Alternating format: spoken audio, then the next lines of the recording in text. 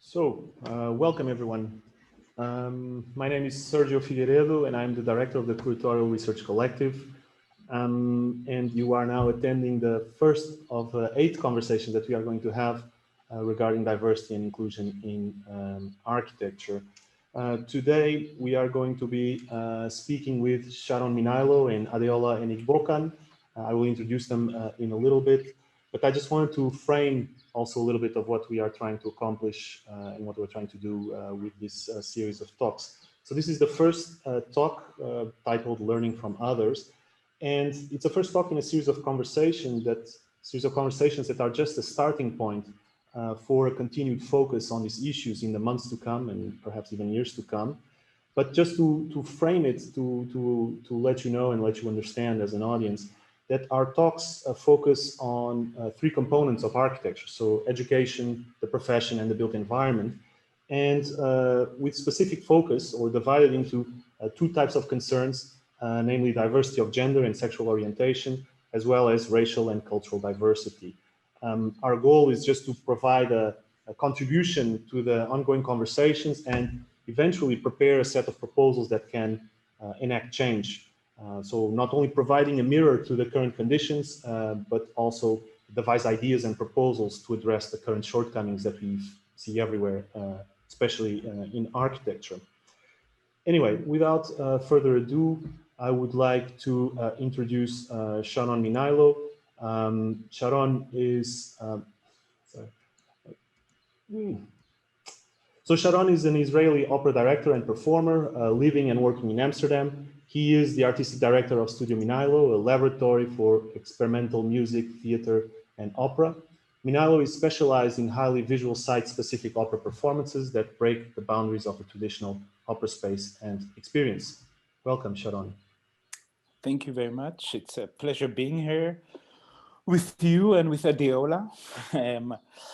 Yeah, I will take, I think, maybe around 5-6 minutes to introduce myself and my work a bit before I pass it on to Adeola. As Sergio said, I am a music theater and opera director based in Amsterdam. I came from theater, and quite quickly during my studies here in Amsterdam, I moved into the musical theater, music theater and opera. And in the last 10 years, I've been specializing more and more in opera. As a relatively young person still, I sometimes find myself being quite surprised by the choice I made to work within this for art form, the opera. Opera is the field of classical music, and most of my colleagues, whether they are conductors, musicians, singers, come from the conservatory. And the word conservatory also already has the essence of the institute's goal within it, which is to conserve a certain history and tradition, that of classical music. The opera form is very much part of this process of conserving, which makes it a kind of a complicated field, but also a fascinating field to work in. In general, one can say that the opera world is very Europe-oriented, very Western-oriented to start with. What we call opera is a Western invention. It's a Western art form, full of blind spots, historic blind spots, full of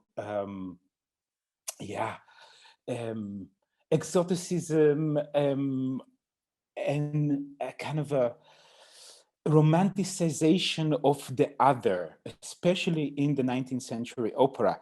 Well, I will not get into it, but I'm saying that just to kind of express the complexity of this art form, because on the other side, on the one side, there's something fascinating about this art form, which is it aims much more at the emotion than it aims at the ratio.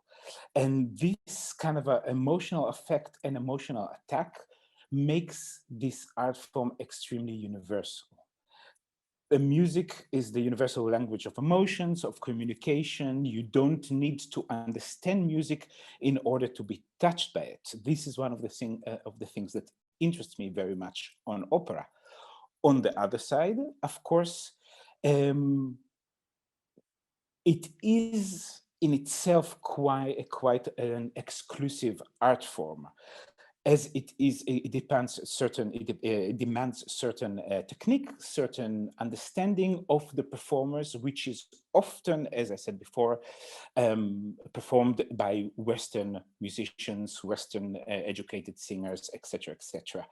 So what to do with this art form, which is on the one side, it's extremely museal. It exists for, I think, at least 70% of the works that are performed all over the world in the field of opera, or let's say 60, are what I call museal works that try to reconstruct or express a sense of historicity, historicization in the work.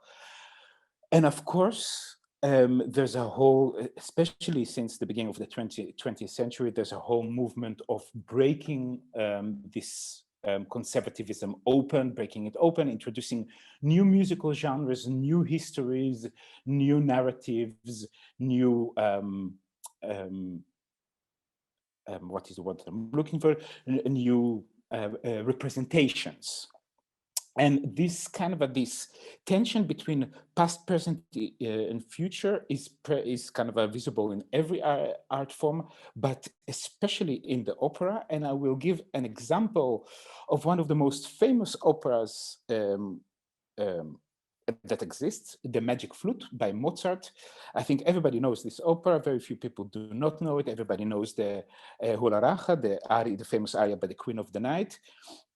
And I think that if you Google, let's say now, the Magic Flute season 21, 22, the coming season, you will probably find at least 12 different productions going, playing somewhere in the world, like simultaneously. It's one of the most played operas, and yet it is one of the most complicated operas to perform.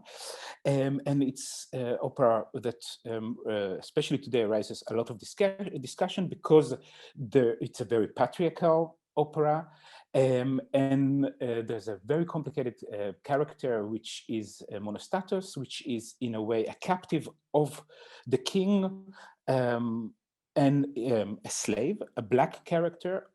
Till I think 10 years ago, 15 years ago, it was quite normal to blackface the singer that would sing this character. And this character has 3 arias. He's clearly the bad guy. And in his famous aria, which is a beautiful aria, he sings, "I am black, therefore I am ugly, therefore I will never be loved." This is a very complicated aria to stage or to perform today. And there's an ongoing discussion what to do with this character and what to do with this aria. And of course, the instinct is always just to take it away, which is understandable, or rewrite it, which is also understandable. But what makes the field of opera and theater so interesting and so complex is the possibility of interpretation. So when I staged this opera in 2017, I concentrated on the female character Pamina, as I kind of transformed her into the protagonist, the main character of the opera, and not the prince that she's in love with. And I was concentrating as well on this character. And there's something fascinating about when a character sings on stage, "I am black, therefore I am ugly, therefore I will never love." Because what does it say? We have the tendency to think that when Mozart and Sikander, his liberties, when they wrote this aria, there's the idea that this aria expresses their vision. But of course, for me, when I'm looking at the opera, I always think it's not Mozart who says it, it's the character. And then you ask yourself, why does the character say it? And quite quickly, when analyzing and working on this opera, I realized that this character is saying it because this is what the character was taught. As a slave, he was never taught anything else except the fact that white is good, black is bad, white is beautiful, black is ugly. Therefore, when staging this opera, I was looking for how can we not kind of take this area away, but how can I present this area and help the audience understand that this character is saying what he's saying, not because it's a certain truth or the truth of Mozart, but because this is what he was taught as the only Black person, on a Black character in this world, and as a slave. And by doing that, by interpreting this, the words of this character, what I'm looking for is empathy from the audience and identification. And through that, helping the audience understand that what the character says is actually a representation of, in this case, slavery in general, and it's not a presentation of truth. On the contrary, it is presented to help us as audience reflect on that, show empathy for this character, and hopefully start understanding how the world works around us. I think this is enough for now. I've spoken for almost 10 minutes, so I'll maybe go into it a bit later, but I'll pass the baton now back to you. We'll get into it later. Let me just introduce Adeola, who we're also very enthusiastic to have here. Adeola Enigbokan is an environmental psychologist, formerly based in Amsterdam. Her research practice is informed by theory and methods from environmental psychology, but also anthropology and historical studies. She conducts research on urban experience with architects, designers, educators, and other social researchers in neighborhoods around the world, New York, Tel Aviv, Moscow, St. Petersburg, Beijing, Mexico City, and also Amsterdam. Welcome, Adeola. Hi, thank you for having me, Sergio. And I'm so happy that this discussion kind of opens your series. I think it's important for really setting the tone. And I prepared some remarks to sort of do my first kind of 5 or 10 minute opening. And I have to say that I didn't talk to Sjaron before. So we didn't prepare these remarks together. So it's going to be really funny, I think, how they overlap. So I had time to reflect after Sergio first contacted me and we first talked about it on the title of this particular talk and on the concept of what diversity and inclusion often means and why those concepts really sometimes are not satisfying to me in the context of making changes. So I'm going to start here with some of my prepared remarks about learning from others. So I was really bothered because after I reflected on it, I said to myself, wait, I'm not other to architecture. I'm not other to this field. I'm not other to the Netherlands. I mean, I'm other to Eindhoven. That's for sure. But I lived and worked in the Netherlands for quite some time. I have taught in architecture around the world for the last at least 10 years. I've known architects my whole life and worked with them together on teams. So I write about architecture. I did like a little thing we like to call a doctoral dissertation that has architecture in the title. So I'm really not other to architecture, to this field, to the Netherlands. And I thought, in what ways? So I thought my otherness is constantly being produced. Because every time I go, I'm an environmental psychologist, that's other. I'm an artist, that's other. I'm an urbanist, that's other. Somehow, I'm realizing there's some way that architects, architectural audiences, architectural practices keep seeing me as other. So there's an othering practice that keeps happening, which is even happening in this talk today. But I don't think I'm other. I think that there's a way of doing architecture that makes things other that don't really need to be other. So I'd like to start by talking about what other sort of means for me with my statement and manifesto about others. I no longer wish to be other. I am not your other. I am the protagonist. You cannot learn from me unless you recognize that I am the protagonist of my own story, of the story. It was always about me. My body birthed modernity. I mean that literally and figuratively. My body birthed modernity. Modern wealth, modern luxury, modern movements, modern love, modern style, modern structure, modern architecture. Your entire society had to transform itself, its laws, its religion, its art, its architecture to accommodate my body. So I'm definitely not other. I am the protagonist. Your architecture is designed, and your architectural education is designed to hide me, to hide my body, to hide my presence, to hide my contribution. Again, I mean that both literally and figuratively.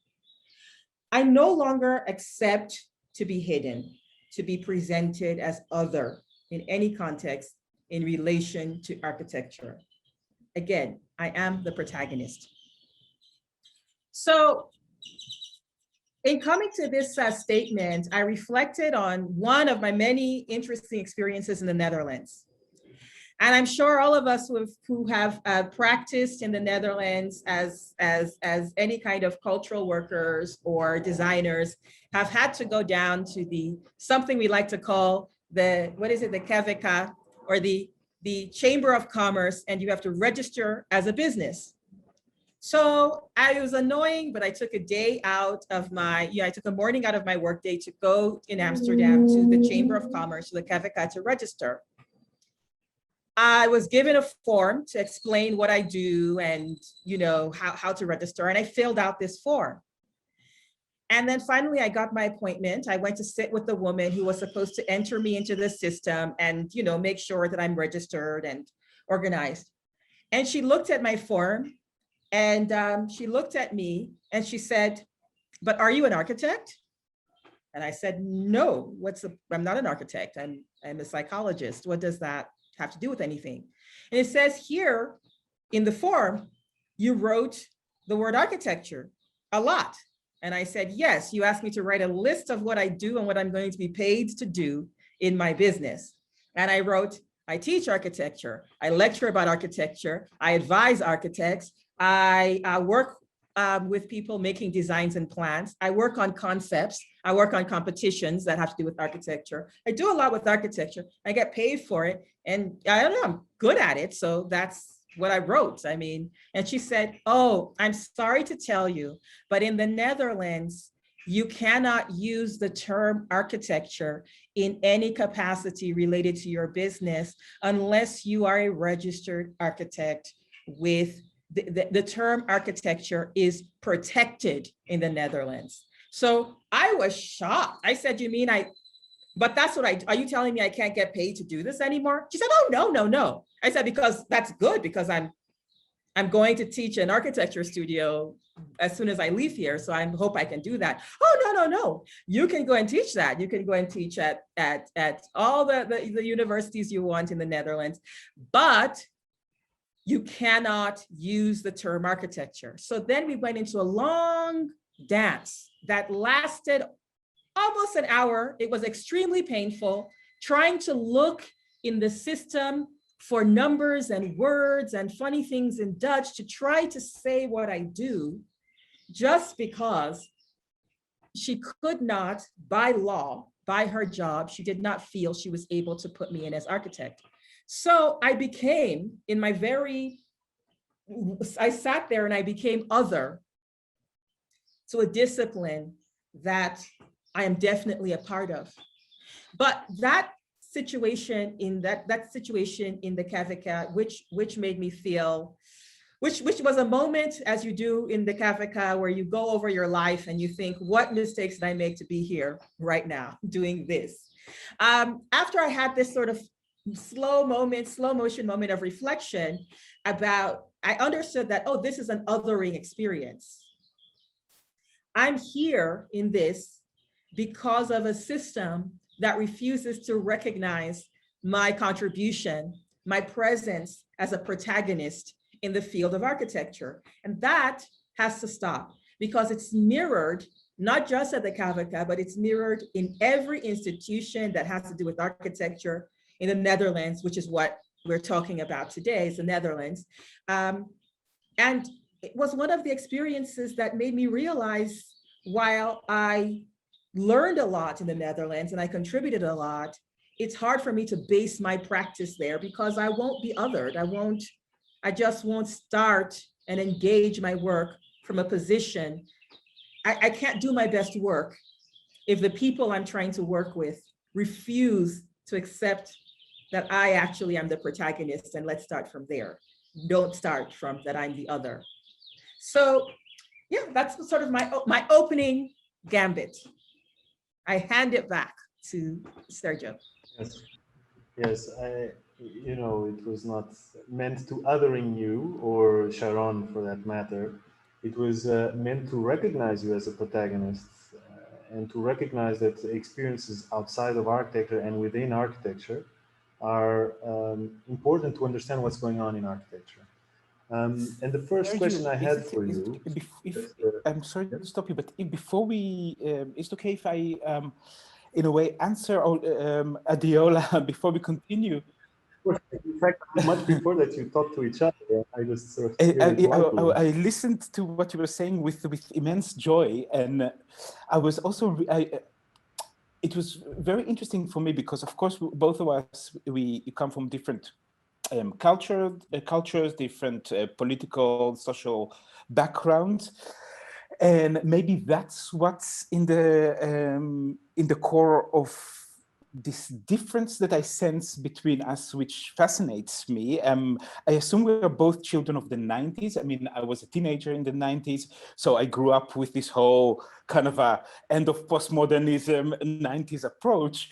And one of the principles that were kind of that still are stuck to me since then is indeed this otherness, but the otherness as a position to desire. And I realized that for me, actually the otherness is always something that I was looking for. And it also brings me back for an early work that I made that was called A Stranger to Myself, which was based on the book by Kristeva, the philosopher Kristeva, Strangers to Ourselves, in which she actually emancipates the other and puts the other on a pedestal and puts the other indeed as Adeola says, the protagonist of society without taking away the sense of otherness. And of course, I think because the sense of otherness, being a stranger to society, is at the same time extremely empowering. For me, for example, when I was a teenager, when I kind of discovered my homosexuality, let's say, of course, I must say that I knew my homosexuality since I was a child, but something about kind of really coming in terms with the homosexuality, and it's very subjective, of course, it was for me very freeing because I felt like, I don't need to fit into society anymore. God bless, society will never expect anything from me, and I should not expect anything from society back. I'm free to live the life that I want, what Foucault calls living always in the present.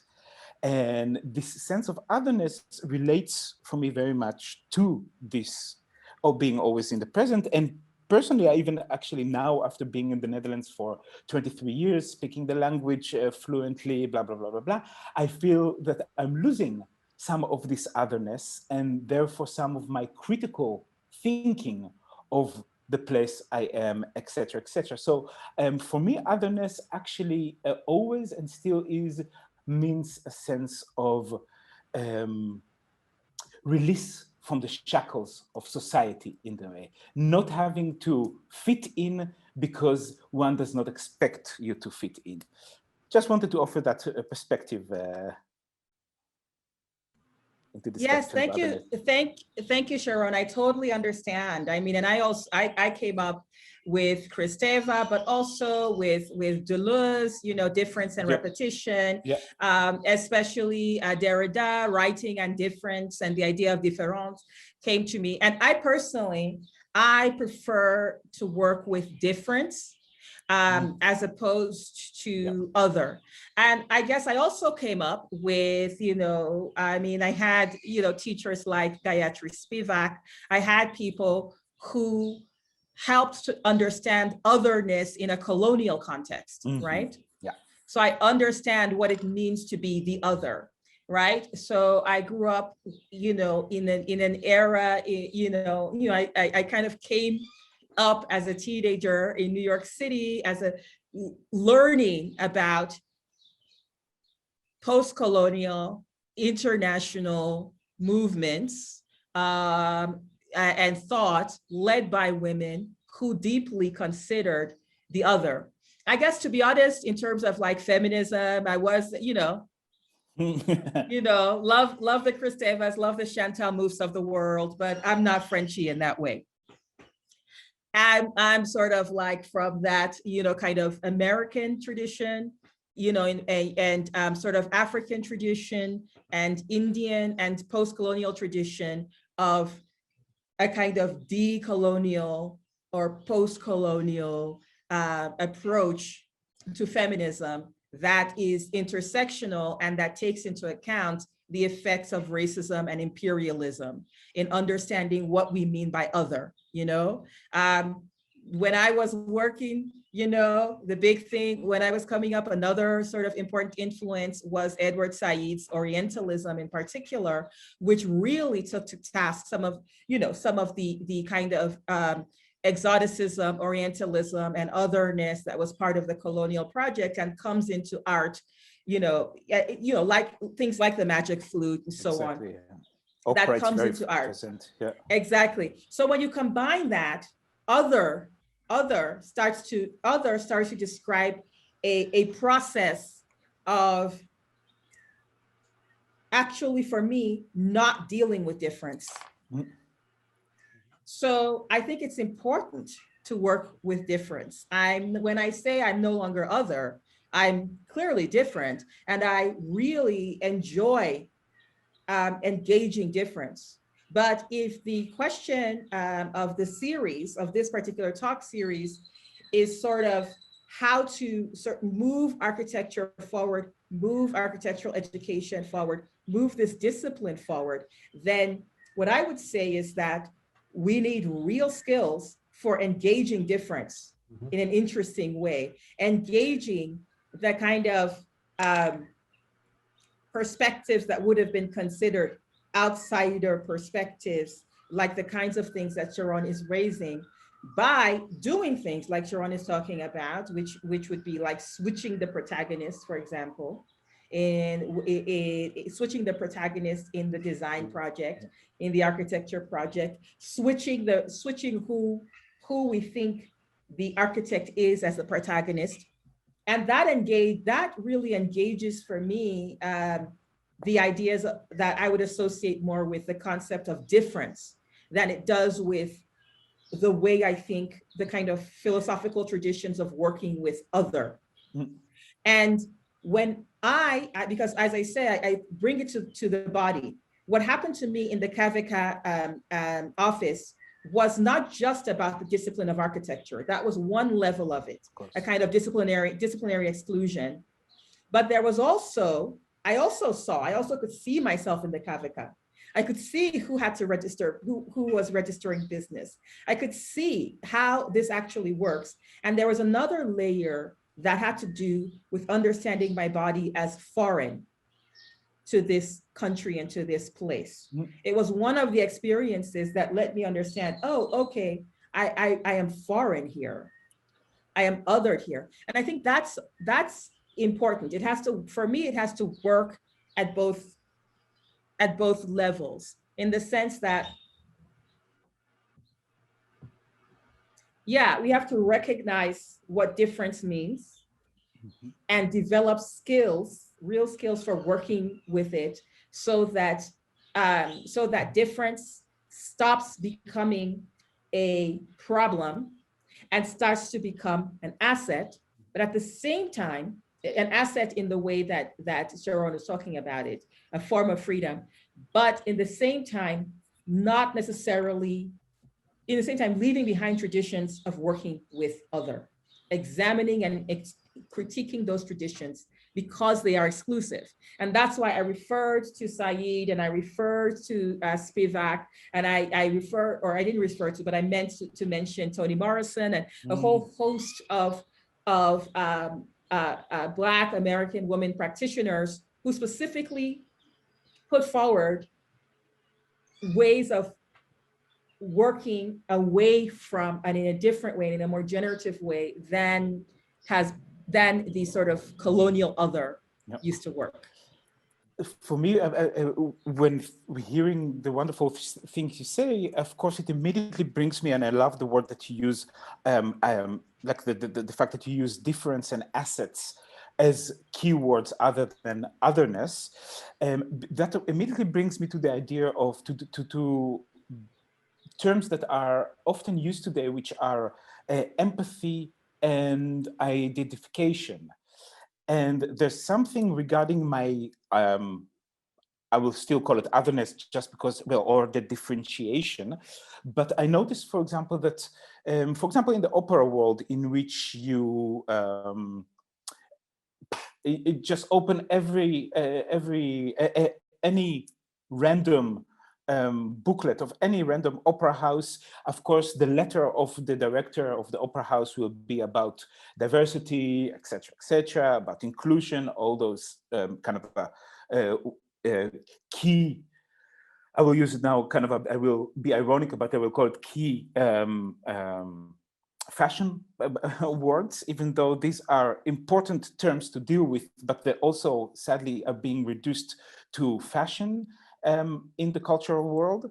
So, and then I find myself having talks having meetings with interdance directors, casting directors in the opera world, so which are kind of the people of power, and still the majority is male. Luckily, I think this is changing rapidly in the last year. There are more and more female, wonderful opera intendants and casting directors that are kind of females that are coming up. Anyway, but most of the, let's say, the institutes are led by males, and you will have a fantastic conversation with opera manager about his vision, blah, blah, blah. And then I will notice that I'm sitting there wearing probably high heels, earrings. Sometimes I will wear a dress, sometimes not. But anyway, I will not wear a suit. I never wear suits.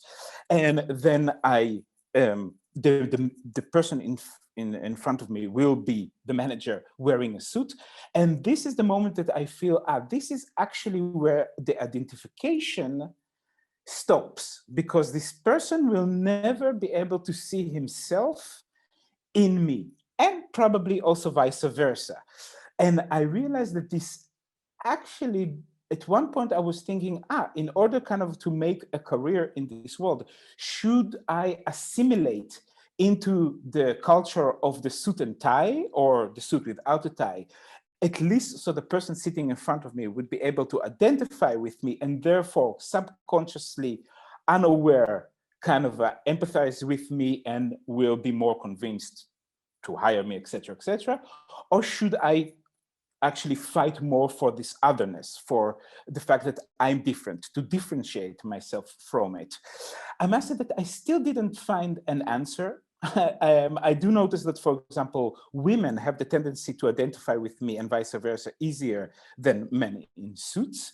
But I realized that there is something about this, on the one side, the asset of the powerness, but the asset of the otherness, or the differentiation, versus the need for identification. How do you experience it? Thank you so much for saying that, actually, because I the whole time I've been wanting to comment on how we look today. As a person who is also a student of psychology and culture and environmental psychology, I can tell you that we do not look like architects today. We do not look like architects. And there are architects in the audience, you know exactly what I'm talking about. And Sergio's nodding, he knows. But I love how, I also want to comment that I love how we matched. I feel like we couldn't have planned this better. We're both wearing kaftan-like looks, And I love how they're kind of negative mirrors of each other. You know, you've got the kind of splash of white on the black. I'm doing you with the black embroidery on the white. I think that in the, what I understand and also coming out of the traditions that we were talking about in terms of whether you're talking about feminist traditions of different backgrounds, or you're even talking about sort of the whole the kind of whatever post-structuralist, whatever the traditions that we are as children of the 90s that kind of defines our era. Presentation of self is extremely important. How you present yourself in terms of the space that you take up in the world, the energy that you bring to it, your choices about presentation are extremely important. It's also a very important part, even before post-structuralism or outside of that, in a practical and political way. All movements, all sort of like personal and political movements that require people to take up spaces that they have not normally occupied in the world. So we're talking about movements for queer rights, LGBTQ rights. We're talking about the civil rights movements, out of which they span like racial liberation movements. We're talking about feminist and women's movements, social movements and political movements that require people to sort of take up space that they haven't had before, ask for jobs that they haven't had before, ask to be inside schools that they were not allowed to attend, ask to go to, to live in neighborhoods and buildings, have a house that they didn't have before. Those things take presentation, right? I read a lovely article about the differences in the United States between the hippie movement, the kind of hippie counterculture movement of the 1960s and the civil rights movements of the 1950s through 70s in the US. Both of those movements really used presentation and dress a lot, but for the movement for Black rights, dress was so important. In the beginning of in the 1950s, in the beginning of the movement led by Martin Luther King, you saw young people coming out to take up positions in shops and restaurants and stage sit-ins or walk, just walk in places they weren't supposed to walk in full suits. They came out as men and women in suits, in their best, Sunday best, most professional best, because it was important for them to represent a kind of dignified humanity that showed that they had the right to be in these spaces. And they also wanted, if they were going to be attacked by police or to be attacked by white citizens that didn't want them there, to occupy that space, to sit inside those buildings, inside those architectures that they weren't supposed to be. They wanted to look like they belong there. And if they were to be attacked, it would be crazy to attack them. You would just look like what they look like, crazy people attacking people who look normal. As these movements became more revolutionary, revolutionary in a different way, more militant, and they became about changing the base structure of the society, you started to see the emergence of people like the Black Panther. You started to see the emergence of basically saying that Black is beautiful by showing people with their afros and natural hair, by dressing in Black leather, by really elevating the color Black and taking kind of a military kind of vibe. And there was a theatricality of form and movement and ways of interacting with space and with other people in urban space that really emphasize that we are a crew, we are a group, and we are a social force that can transform this whole society and make a space for ourselves to belong. We're not asking to belong anymore. We're here and we're here and we're queer and you can deal with it, or we're gonna have a fight about it then. So that coming up in those traditions, coming up, by the time we get to the 90s, coming up in those traditions maybe those traditions transform, the politics change into a kind of aesthetics, but the care of self and the presentation of self is deeply important, is deeply personal, and political, to be able to appear in an architecture school, to be able to appear in an opera manager's office or an opera director's office as who you are, is both a personal and it's a political act.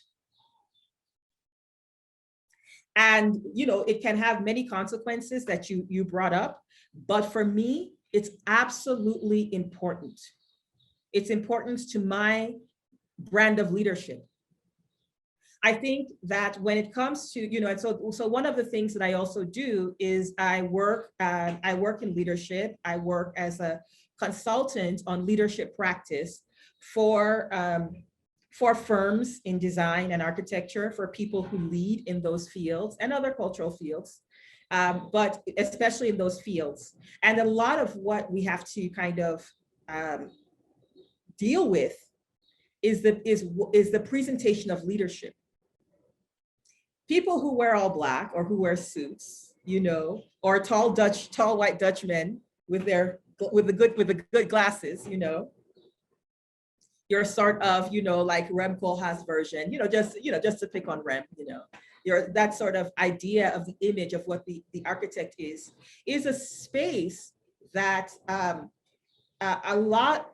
it's a masculine space, and it's a masculine presentation of self and of leadership that people occupy and teach other people to occupy without thinking about it consciously. That is a kind of unconscious leadership that has to be challenged directly by another presentation of leadership. So if there are architecture students who are listening, I think here's a message. The 90s is calling you. Really think about the way that you present yourself.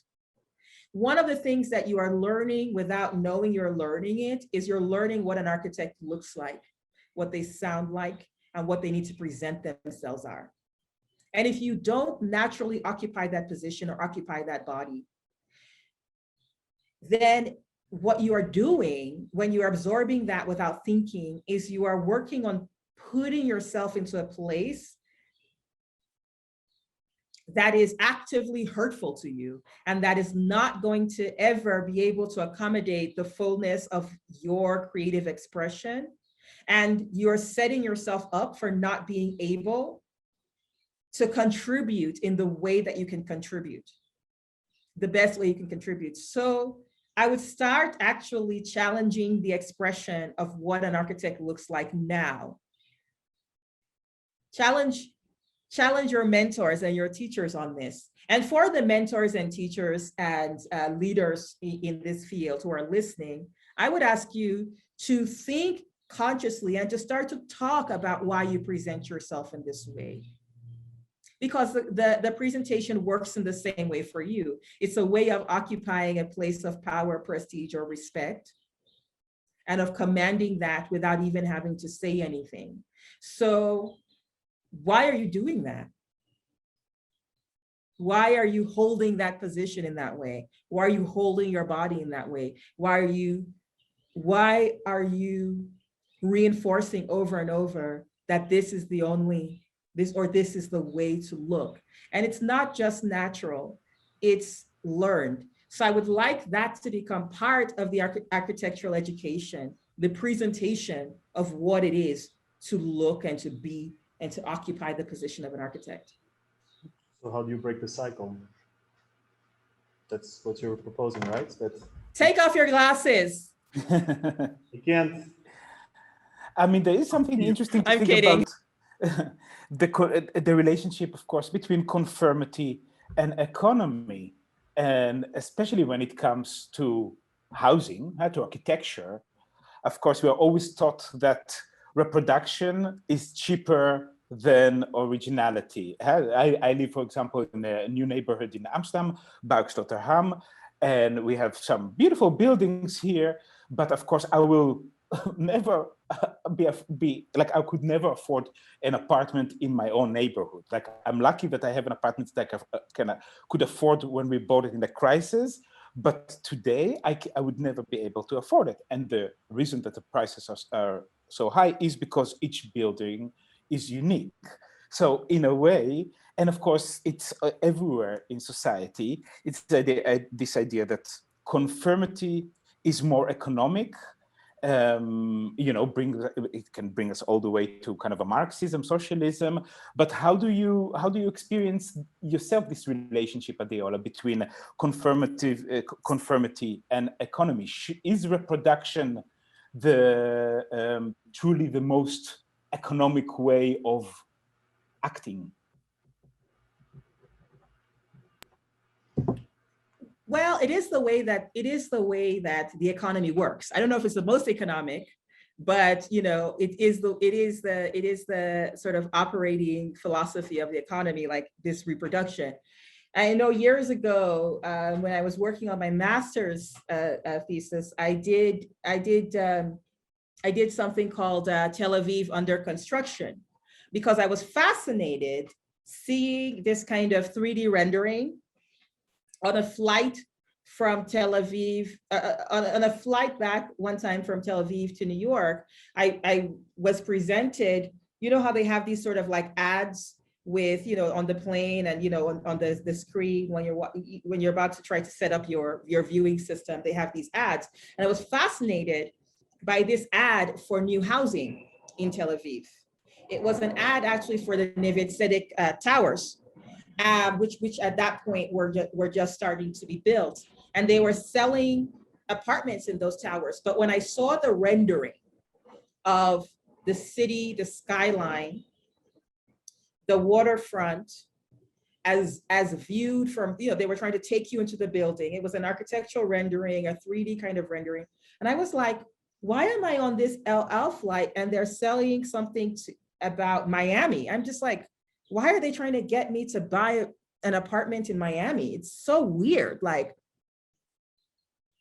And I realized that the entire city and the view, I mean, I'd literally just been in Jaffa and Neve Tzedek. I'd been sitting there like literally a few hours ago, and I was sitting here watching this, and thinking, I don't even know why, what did they do to the city? Why can't I recognize where I just was? And so that started me into this research, Tel Aviv Under Construction. And I started to understand that particular building and other buildings were replicas. They were, sort of like done by architects, but really hired by developers who were replicating a certain kind of, they were literally the same building, right? So they were replicating and selling a particular kind of luxury, security, vision for the city. And in particular, the kind of sort of technological luxury security that they were selling, because at that particular time, they were marketing it to sort of New York Jews and Palestinian Jews, New York Jews and Parisian Jews. They were marketing this particular place as a kind of replica of a safer Miami. My mind was blown. And I began to think that, so architecture as a practice is deeply complicit in a larger economy of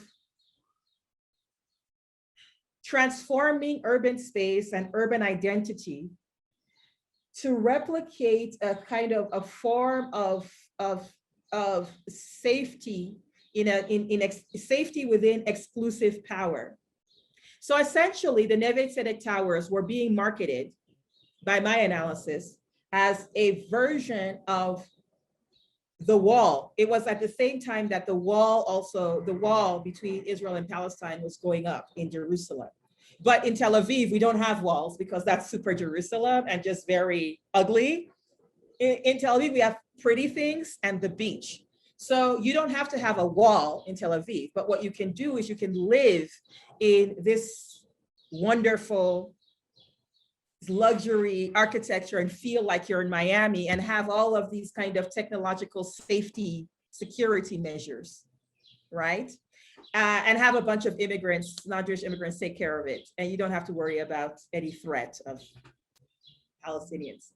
So I discovered that, you know, and that was one of the first times that I started to think about these issues of presentation and repetition, and this kind of idea of creating replica as a way of, you know, as sort of the economy of architecture, right? The economy of the architectural business. Also what architects learn to do. Because as part of my research in Tel Aviv, I worked with an architect.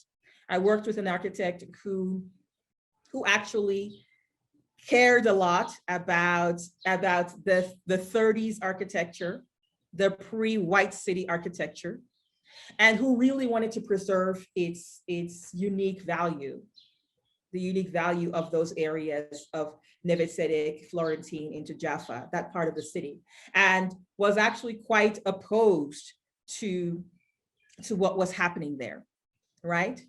It's also very interesting that around this same time, this architect, who at this time was an older gentleman, who was married with grown-up kids, he also came out. He came out as a gay man in this same time period as these towers were going up.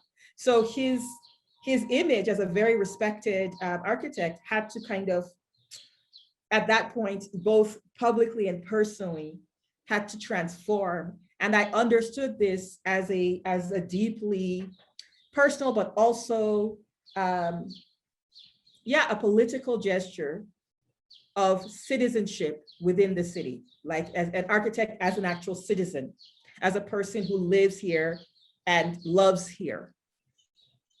And so when I'm speaking about these issues so to tie it quickly back to Sergio's question about kind of how to break the cycles of repetition, I do think that there's a real time to how we are educated, how we present ourselves, and what we think an architect is, and how we participate in the economy of replicating architecture. This is especially true in the Netherlands, where people just make these boring boxes. I'm sorry to say, great boxes. But guys, you know, it's boxes. So there's a way, and also, and at the same time, in certain cities like Amsterdam, on the one hand, there's the boxes in some neighborhoods, and on the other hand, there is, you know, the golden age that can never be touched. So it's an intense cycle of the presentation of the self, the presentation of the architecture, the presentation of the city that has to be broken in a way. I think it's basically like hearing you say that, immediately think about Rem Koolhaas's provocative statement of fuck context.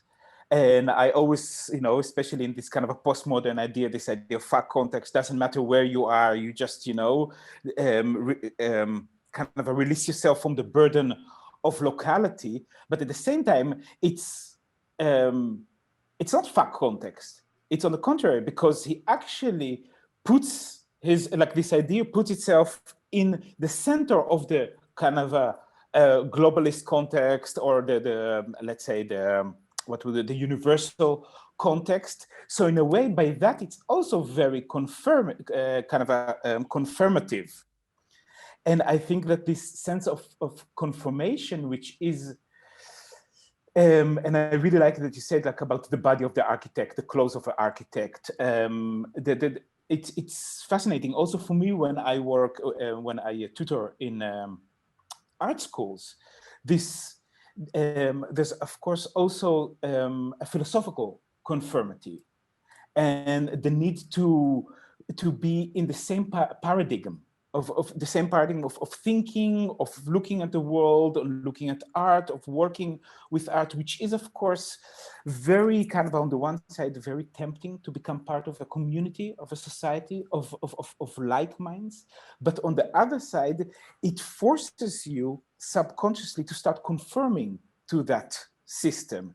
And this is when you kind of speak to, for example, so often I will speak to different students, let's say 10 different students in the same day, and I will hear two ideas repeating themselves over and over. I'm not putting the blame on students, I'm putting the blame, in that case, on me as a teacher, because that makes me realize that when it comes to conformity and diversity, it's also the space that we need to create for diversity of ideas and diversity of thoughts and diversity of, so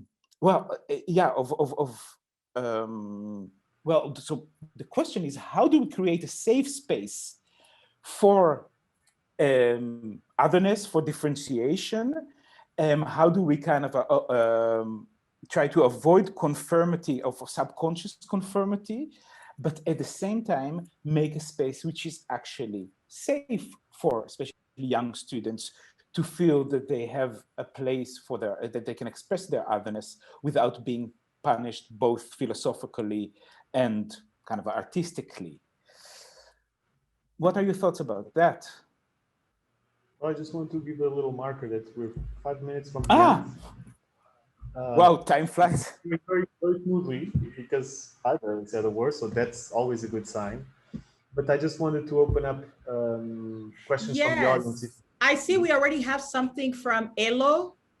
So Elo Choquet writes, as a visibly queer, genderqueer, and trans architect working in a very gendered language, I feel othered in so many ways, in the ways I exist, present, and design. I hope it's okay to say this, Elo, to read your comment. And I approach life and my approach to life and society in general. It feels very lonely to challenge the dominant discourses in architectural practices, especially since I do it and have to confront it just by existing, by having to face misgendering and feeling weird and out of place in a very cis heteronormative context. Truly appreciate your work and words on all of this. Well, Elo, I think that I'm so happy that you said that, because this is a masculine practice, right? And a very masculine presenting practice. I think that we're talking about, so we're talking about how to create space, like literally how to create space. Safe spaces, right? But not necessarily in the ways that I described those towers in Tel Aviv. Safe spaces, but actually the practice of creating safety. I think I guess how to sort of support people like Elo, to support students like Elo and other practitioners in the field, has to go back to those who occupy that masculine practice position in a very easy way, or who try to conform with that their own kind of positionality has to be questioned, and they have to participate in that. That architecture does not have to be this kind of practice. That I think safe spaces are created to the extent that those who seem to occupy the center actually start to question their position in the center and move, and literally move. So I gave the example of the architect I worked with in that moment in Tel Aviv, because it was very moving for me and inspirational for me to watch this person who was an authority in this field and in architecture, and who presented in a very masculine way, watch him undo his life and redo it again. And something about the quality of our work together changed in this moment. Something about his openness to see and to talk about the towers and to see, really transformed. And I think that the ability to question what constitutes an architect and what constitutes architecture from a safe masculine position actually has the effect of making it safer for everyone else to be there.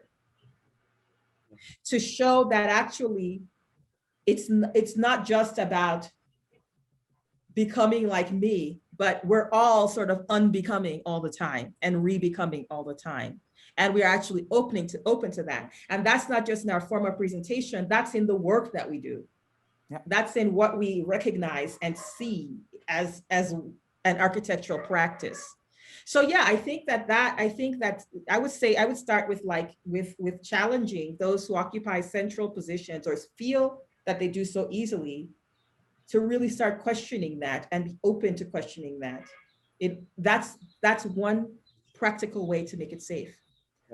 If I just could add to that, to what you're saying, which if you kind of the logical deduction from that is, and as kind of as maybe sad as it is that the space of loneliness and insecurity is inherent to that position. Pioneering is always a lonely position. Once you're not alone anymore, which is great, you're no longer pioneering. So that's the double-edged sword of the otherness. On the one side, you want to be to break those boundaries. You want to fight for it.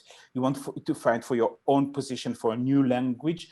But within that, once you're fighting the mainstream, you have to also accept that you are in a minority, and therefore you are lonelier. But so for me, there's also something about kind of a weaponizing is not the right word, but kind of a utilizing this position of being other, of being lonely, of not being able to speak the same language of the people around you. It can be frustrating, and it is frustrating, but it is in a way also a tool which is more interesting and more important than the tool of the usual language, which feels safe and comforting, etc., etc. And I also, thank you so much for saying that. I also want to say that this normal, niet normal, that's the worst thing to be in the Netherlands. Oh, niet normal. Well, it's the worst thing to be in New York, I'll say that. But this position of the normaal in Dutch architecture, it's got to be challenged. The reality is that people who are the Dutch architecture is an international discipline. It affects the world, and the world works in the Netherlands. So this idea of the Dutch architect that is represented in the National Archive of Dutch Architecture, is represented in the staff of the schools, it's represented, it's not true to the reality of what it means to be an architect today and a Dutch architect today. That has to be challenged. I'm talking to Sergio. Sergio's a person in the architecture field, and he's not Dutch.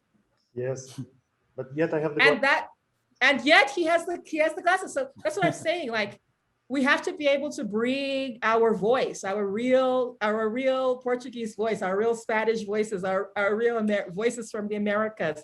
We have to be able to bring our voices from Russia, from Eastern Europe, from other traditions, because we're here, we're working, we're talking, we're teaching. So those have to be centered. That's what I mean when I say I am the protagonist. Those are centered. Sergio's the protagonist. You know, if you have a Portuguese person teaching you, you should understand, maybe you'll leave, God forbid, learning a little Portuguese. Who knows? Maybe you'll get a sense of what it means and what it's like to be a Portuguese architect, you know? And maybe there's something to learn from that. And it's not just about conforming to replicating what is Dutch architecture, because it belongs to the world. Yeah. I think that this conversation could go on and on and on, in all honesty, because yes. I have so many questions prepared for the two of you, and I didn't. Oh no, sorry, Sergio. I hope we helped. All I wanted to say is that this is just the start of something. So tomorrow, I'm sure that many of these and ideas that you put forward will be picked up when we continue with the next conversation, which is in fact focused on education. So teaching otherwise, which will be at the same time, so from 6 to 7, also on Zoom and also on YouTube. and will be moderated by Saskia van Stein, and we'll have as guest speakers Lara Schrijver and Aaron Betsky. And I'm sure they will also be dealing with this notion of center, of circle, of occupying space, of being aware of the space that we occupy, and how we can dismantle this conformity of normal. Awesome. I'm so happy to see Anat here. Helen, I'm sorry we didn't get to your question. And good luck tomorrow, Saskia. Happy to see that you all are part of this. Yay. Thank you so much for being here, the two of you, of course, but also all our attendees who have been on Zoom and also on YouTube. And I look forward to continue the conversation tomorrow in the weeks to come. Thank you, guys. Bye. Bye, everybody. Bye.